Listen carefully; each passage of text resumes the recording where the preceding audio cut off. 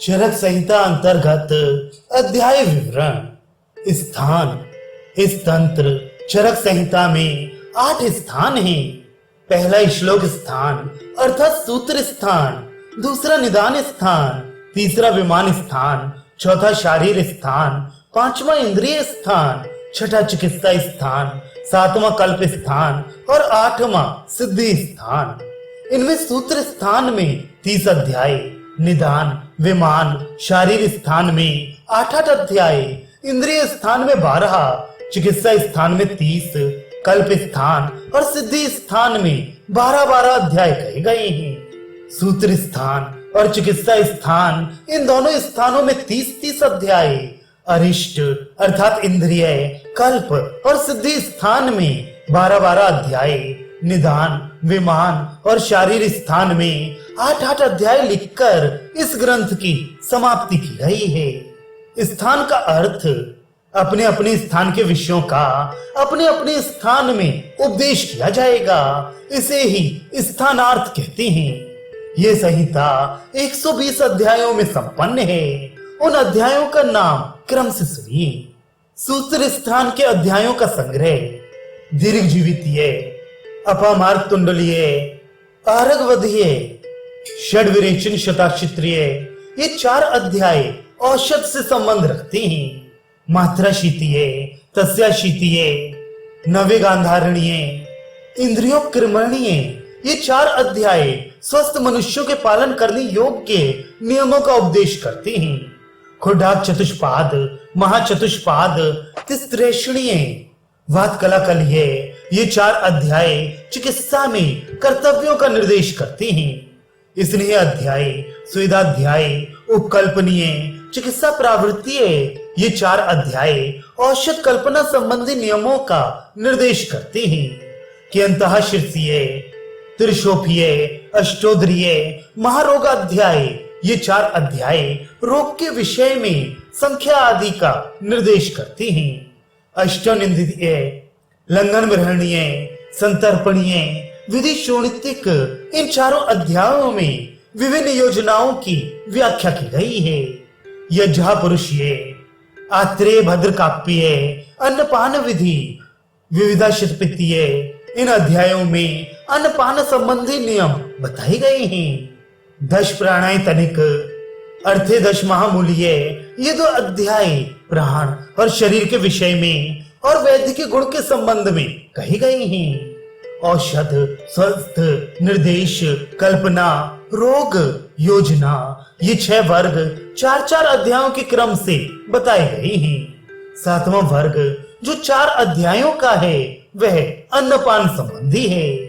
अंत के 2 अध्याय संग्रह अध्याय हैं, जिनमें विभिन्न विषयों का संग्रह किया गया है। इस प्रकार तीसरा अध्याय वाला सूत्र स्थान कह दिया गया। ये सूत्र स्थान इस संहिता का सिर अर्थात उत्तम स्थान है। अर्थात जिस प्रकार शरीर में सिर ज्ञान और इंद्रियों का केंद्र है, उसी प्रकार इस संहिता में ये स्थान चिकित्सा संबंधी सभी प्रकार के ज्ञान, क्रिया, अभ्यास के लिए उत्तम माना गया है। सूत्र स्थान की निरुक्ति। इस सूत्र स्थान में बड़े बड़े अर्थों वाले 4 अध्यायों में 7 वर्गों का संग्रह किया गया है। श्लोकार्थ अर्थात श्लोक का अर्थ वही है जो संग्रह का अर्थ है। अर्थात इस स्थान में विविध विषयों का संग्रह किया गया है। अतः इस स्थान का नाम सूत्र स्थान है। निदान स्थान के अध्यायों का संग्रह ज्वर निदान, रक्त पित्त निदान, गुल्म निदान, प्रमेह निदान, कुष्ठ निदान, शोष निदान, उन्माद निदान और अपस्मार निदान, इन 8 अध्यायों से युक्त निदान स्थान कहा गया है।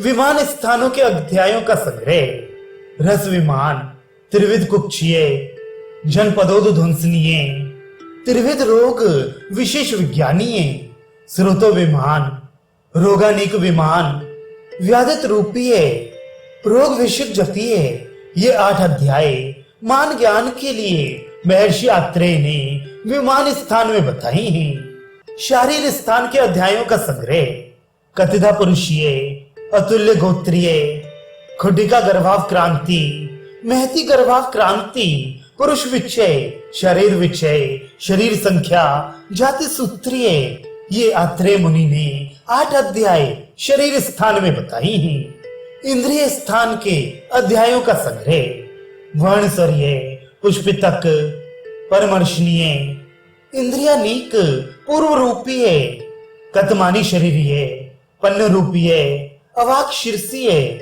यस्य श्याम निमित्तीय, सद्योमरणीय, अणुज्योतीय, गोमे चूर्णीय, ये 12 अध्याय इंद्रिय स्थान में कही गई हैं। चिकित्सा स्थान के अध्यायों का संग्रह चिकित्सा स्थान में सर्वप्रथम रसायन प्रकरण का एक अध्याय है जिसमें 4 पाद हैं।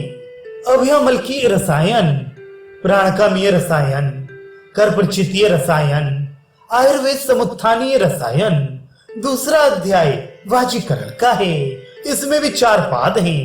संयोग शर्मूलीय वाजीकरण, आसक्त क्षीरीय वाजीकरण, मांसपर्ण भूतीय वाजीकरण, पुमांच तबलाधिक वाजीकरण, ये 4 पाद हैं। ज्वर, रक्त पित्त, गुल्म, प्रमेह, कुष्ठ, शोष, उन्माद, अपस्मार, क्षतक्षीण, शोफ, उदर, अर्श, गृहिणी, पांडु रोग, हिक्का श्वास, कास, अतिसार, छर्दी, विसर्प, तृष्णा, विष, मध्य विकार, द्विवरणीय, त्रिमर्मीय, उरु स्तंभ, वात व्याधि, वात रक्त, योनि व्यापद, ये 30 अध्याय चिकित्सा स्थान में कही गई हैं। कल्प स्थान के अध्यायों का संग्रह इसके बाद कल्प स्थान के अध्यायों को कहते हैं। फल, मदन फल, दूसरा जीमूतक अर्थात देवदाली, इक्ष्वाकु अर्थात कड़ू तुरई, धामार्घव बड़ी तुरई, वत्सक इंद्रजौ, कृतवेधन कोशातकी, श्यामा काली निशोथ और सफेद निशोथ, चतुरंगुल, अमलतास, तिलवक, कल्प स्थान के अध्यायों का संग्रह। इसके बाद कल्प स्थान के अध्यायों को कहते हैं। पहला फल अर्थात मदन फल, दूसरा जीमूतक अर्थात देवदाली, तीसरा इक्ष्वाकु अर्थात कड़ुई तुरई, चौथा धामार्कव बड़ी तुरई, पांचवा वत्सक इंद्रजौ, छठा कृतवेधन कोशातकी, सातवां श्यामा काली निशोथ और सफेद निशोथ, आठवां चतुरंगुल अमलतास, नौवां तिलवक, 10वां सुधा अर्थात सेहुण, 11वां सप्तला और शंखनी, 12वां दंती और द्रवंती। इन औषधों के विभिन्न कल्पनाओं को बताने वाले ये 12 अध्याय कल्प स्थान में कही गए हैं। सिद्धि स्थान के अध्यायों का संग्रह कल्पनाध्याय, पंचकर्मीय अध्याय, वस्ती सूत्रीय, स्नेह व्यापद की, नेत्र वस्ती व्यापद की, मोहन विरेचन व्यापद की, वस्ती व्यापद की, प्राश्रित योग की, त्रिमर्मीय, वस्ती संबंधी, फल मात्रा वस्ती, उत्तर वस्ती, ये 12 अध्याय सिद्धि स्थान में बताए गए हैं और यहीं पर संहिता की समाप्ति हो जाती है। अध्यायार्थ अपने स्थान के विषयों और अध्यायों के विषयों का निर्देश अपने अपने अध्याय के अंत में किया जाएगा। सभी स्थानों में अध्यायों के विषयों का संग्रह कर और अध्यायों के विषयों को उन्हीं के अनुसार संक्षिप्त कह रहे हैं। प्रश्न का लक्षण शास्त्र में जहां जिस स्थान पर जिस रूप में विषय कहा गया हो उसे उसी रूप में प्रश्नकर्ताओं का पूछना प्रश्न कहा जाता है। प्रश्नार्थ का लक्षण युक्ति पूर्वक प्रश्न के अर्थों का शास्त्र के द्वारा ही जो निश्चित होता है उसे प्रश्नार्थ कहते हैं। अर्थात उचित प्रश्न को शास्त्र युक्ति से निर्णय करना ही प्रश्नार्थ कहा जाता है। तंत्रादि शब्दों की निवृत्ति तंत्रण अर्थात नियमन करने के कारण ही तंत्र कहा जाता है। विषयों को उचित स्थान पर जहां रखा जाता है उसे स्थान कहते हैं। किसी विशेष विषय को लेकर अध्यायों का नामकरण किया जाता है। इस तरह पहले 30 के गद्य में जो 8 प्रश्न किए गए हैं उनका भाव प्रकाशित कर दिया है और इस विषय में जो शास्त्रों का निश्चित संग्रह है वह भी संपूर्ण रूप से कह दिए गए हैं। उत्तम हीन वैद्य की परीक्षा ऐसे भी वैद्य होते हैं जो पाल्लविक होते हैं, अर्थात कुछ कुछ शास्त्रों का ज्ञान रखते हुए सहसा संभावना ना होने पर भी जिस प्रकार बटेर पक्षी पेड़ पर बैठे हुए हों और वे सहसा एक साथ उड़ जाएं, तो उससे जो सहसा शब्द उत्पन्न होता है उससे भय हो जाता है। उसी प्रकार ये पल्लवग्राही वैद्य जनता में भय पैदा कर देते हैं। ऐसे कपटी वैद्यों के साथ वाद विवाद करने में सर्वप्रथम सभी जगहों पर इन बतलाए हुए 8 प्रश्नों के द्वारा इन्हें दबा देना चाहिए। और कौन चिकित्सक श्रेष्ठ है, कौन चिकित्सक श्रेष्ठ नहीं है, इसकी परीक्षा के लिए भी इन 8 प्रश्नों का प्रयोग किया जाता है। जिस चिकित्सक के पास शास्त्र का बल रहता है वे इन 8 प्रश्नों के उत्तरों के देने में बलवान होता है। जो चिकित्सक शास्त्र के किसी एक भाग को जानकर चिकित्सा करते हैं वे शास्त्र ज्ञान में और चिकित्सा कर्प में अल्प बल होते हैं। ऐसे चिकित्सक जिस प्रकार धनुष का टंकार सुनकर बटेर पक्षी भाग जाते हैं उसी भांति शब्द का आडंबर सुनकर वे अल्पज्ञ चिकित्सक भाग जाते हैं। कोई धूर्त पशुओं की दुर्बलता से उनके बीच में भेड़िए की भांति उद्दंड होकर घूमता फिरता है, परंतु जब सच्चा भेड़िया सामने आ जाता है तो अपने स्वाभाविक रूप में हो जाता है और अपने समान पशुओं की भांति बन जाता है। उसी भांति अल्पज्ञ वैद्य मूर्खों के बीच में बैठा हुआ अपने बागाडंबर द्वारा अपने को आप्त सिद्ध करता है, पर यदि सच्चा आप्त वैद्य आ जाता है तो शीघ्र ही उसका भेद खुल जाता है और वह भाग जाता है। जिस प्रकार बुढ़ा नेवला ऊन से चारों ओर से लिपटा हुआ हो तो उससे जनता नेवला नहीं समझती, पर यदि वे बोल दे तो ये प्रत्यक्ष हो जाता है कि भेड़ नहीं है, बल्कि कुल में उत्पन्न मूर्ख के समान ज्ञानवान वैद्य के समक्ष क्या कर सकता है, अर्थात कुछ नहीं कर सकता। और यदि बोलता है तो उसकी मूर्खता का प्रकाशन हो जाता है। सज्जन वैद्य का अपमान न करें। शास्त्र ज्ञान में पूर्ण न होते हुए भी जो वैद्य सद्व्रत अर्थात सच्चरित हैं, ऐसे सच्चरित वैद्यों के साथ विवाद नहीं करना चाहिए। और इससे भिन्न अर्थात अल्पज्ञानी हो अथवा अधिक शास्त्र ज्ञाता हो, अपने को उत्तम वैद्य होने का अभिमान रखता हो, तो उसे सर्वप्रथम इन 8 प्रश्नों द्वारा पराजित कर देना चाहिए। मूर्ख उद्दंड वैद्य को परास्त करें। जो चिकित्सक मूर्ख होता है वह मुखर अर्थात अधिक वक्ता, दंभी अर्थात आडंबर रचने वाला और प्रायः बिना प्रकरण के बोलने वाला होता है। जो सज्जन होते हैं वे प्रायः कम बोलते हैं, प्रसन्न रहते हैं, यदि बोलते हैं तो युक्ति युक्त वचन कहते हैं, और वे सच्चा ज्ञान प्राप्त करने के लिए यह सच्चे ज्ञान का प्रकाश हो इसलिए शास्त्र ज्ञान में पूर्ण होते हुए भी घमंड नहीं करते। यदि विवाद करने वाला अल्पज्ञ भी हो, अज्ञानी हो, पर विवाद करने में वाचाल, चंचल, अभिमानी हो तो उनकी बात को सहन नहीं करना चाहिए। वादी को परास्त करने वाला वैद्य। जो चिकित्सक प्राणियों पर अधिक दया रखता है और सच्चा ज्ञान देने में अच्छी तरह अपनी दया को प्रकट करता है, ऐसे ही विद्वान की बुद्धि व्यर्थ वकवाद करने वाले मूर्खों को पराजित करने में सदा तत्पर रहती है।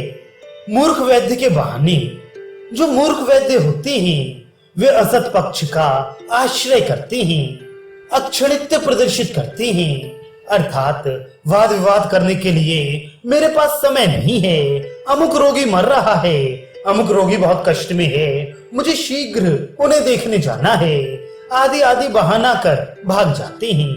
अर्थी अर्थात मेरे सिर पेट आदि अंग में भयंकर शूल हो रहा है, अतः मैं उत्तर देने में असमर्थ हूँ।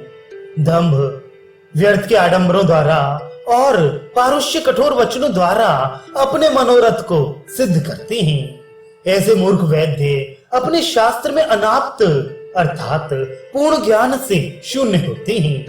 त्याज्य और सेव्य वैद्य शास्त्रों को दूषित करने वाले इस प्रकार के मूर्ख वैद्यों को यमराज के पाश के समान जानकर त्याग कर देना चाहिए। जो वैद्य शांति, ज्ञान और विज्ञान से परिपूर्ण हैं, ऐसे उत्तम वैद्य की सेवा करनी चाहिए, अर्थात चिकित्सा के लिए आदर से बुलाना चाहिए। ज्ञान अज्ञान में गुण दोष, शास्त्र ज्ञान से शून्य होने पर शरीर और मन, इन दोनों के आश्रयभूत सभी शारीरिक और मानसिक रोग होते हैं। शंका रहित शास्त्र ज्ञान होने पर, अर्थात शास्त्र ज्ञान से अंतःकरण के शुद्ध होने पर सभी शारीरिक और मानसिक सुख की प्रतिष्ठा है, अर्थात प्राप्ति होती है। अंधों की दृष्टि शास्त्र, उदार प्रयोजन है जिसका, ऐसा ये शास्त्र नहीं जाने हुए विषयों को भी प्रकाशित करता है। जिस प्रकार सूर्य मंडल अंधकार को दूर कर आकाश मंडल को प्रकाशित करता है, उसी प्रकार ये शास्त्र जिन लोगों की दृष्टि नष्ट हो गई है, अर्थात अज्ञान रूपी तम से अंतर्दृष्टि आच्छादित हो गई है, उन लोगों के तम रूपी अंधकार को दूर कर प्रकाश अर्थात ज्ञान को देने वाला है। अध्याय उपसंहार।